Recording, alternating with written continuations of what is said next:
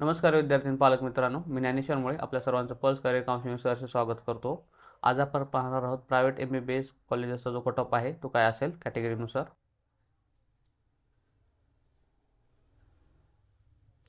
Open कॅटेगरीसाठी जो private MBBSचा cut off आहे तो आहे 464. त्यानंतर SC कॅटेगरीसाठी जर एक्सपेक्टेड MBBSचा प्रायव्हेटचा कट ऑफ पाहिला तर तो आहे 408 आणि ST कॅटेगरीसाठी जर पाहिला तो 317 येईल. त्यानंतर VG कॅटेगरीसाठी एक्सपेक्टेड कट ऑफ जो आहे MBBSचा प्रायव्हेटसाठी तो आहे 453. त्यानंतर NTV कॅटेगरीसाठी MBBS expected cut off आहे प्रायव्हेटसाठी तो आहे 426.